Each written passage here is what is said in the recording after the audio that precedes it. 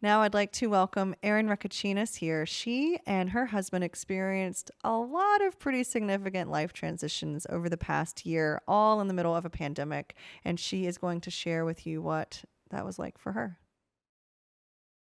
At the beginning of the pandemic, my husband and I were living in the UK. It was a great couple of months. I had a great routine. I was exercising and spending time in Bible study and prayer and journaling and working. And it was the most quality time I think I'll have with my husband until we retire. We had decided to move home back to the US before the pandemic started. And we thought we'd be delayed, but we were not, and found ourselves back on US soil on July 1st of 2020. And whenever a big life transition like an international move happens, I tend to give myself a little break from my routine so that we can adjust to new life. So we were moving into a new house, buying new cars. My husband was going back into an office and, of course, getting over the jet lag. And as we were approaching the end of this artificial time limit I had sent to adjust to new life, we found out we were pregnant. And it was not an unexpected pregnancy. We had been praying about it for months, but it was not the pregnancy I was prepared for. I was so sick right away. I could barely lift myself off of the couch, force feeding myself saltines, taking sick days at work basically at least every week because I could barely look at a computer screen, which was great for 2020.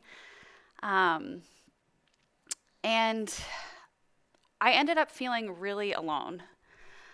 I had spent months with my husband, uninterrupted, and then I found myself all alone in a new house, in a new place, when I couldn't have the community that I was expecting to have when we moved home. It was so early in my pregnancy, I couldn't tell anyone. Uh, and the people I did tell, though they were extremely supportive and excited, I felt they couldn't really understand what was going on. With being pregnant in the pandemic and going to appointments alone and being so sick and just being isolated within that. I struggled so much with work and feeling like I wasn't meeting my own expectations of what I should be able to do for work because I was so sick, because I couldn't think straight and couldn't look at a computer screen.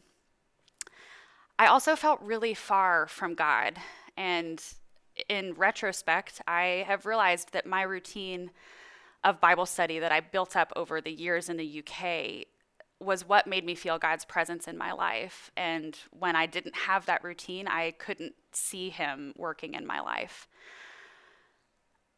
And on top of all of those things, I felt really shameful about everything feeling so bad when I was coming from a place of extreme privilege in the pandemic. Everything that I was going wrong in my life was an indicator of a blessing. I had a job. My husband had a job. Even though I wasn't doing as well as I thought I should be, I had a job. I was pregnant. So many people struggle to get pregnant, and here I was pregnant. And on the flip side, I had probably pretty mild symptoms compared to a lot of other women. So this shame from comparing my pandemic experience to what other people's more devastating pandemic experiences made me feel so bad. And all of those things sent my mental health into a big downward spiral. And I'm no stranger to mental health struggles, so I knew to get help right away, if only for the sake of my baby growing. I didn't want to impact her in any way, whether it was mental health, physical health. So I started therapy. I found a small group here at Floris doing Bible study, both for accountability of getting back into a Bible study routine, as well as having people to talk to without worrying about anything I was feeling. And also, when I was feeling well enough, I rejoined the music ministry here at Floris, which was one of the things I was looking forward to most upon getting home. And obviously, with everybody being remote, that didn't happen right away. Did any of those things fix the things that I was going through? no. I still struggled all the way through my pregnancy with feeling sick. And I still struggled with work all the way through, feeling like I wasn't meeting my own expectations. I continued to struggle with my mental health. But one thing that those activities did was made me feel less alone. I I found community here at Floris where I could be as vulnerable as I was feeling and be met only with support and understanding and compassion. I still don't have a routine, especially now that my daughter Annie is here, but I have begun to see God's presence in my life in unexpected ways that aren't predicated on my self discipline in a routine. I found him in the quiet prayers as I was falling asleep, pleading for preparation of my heart for motherhood and for keeping my baby safe and healthy. I found him when I couldn't or felt like I couldn't talk to him or meet with him or spend time with him. I knew that there was a team of people behind me praying for me and for my daughter. I found him in therapy. I was doing art therapy, so I would be drawing out these things that I was feeling that I perceived as bad, and then I would see the beauty in them. I would see gratitude pouring out amidst cycling through those feelings.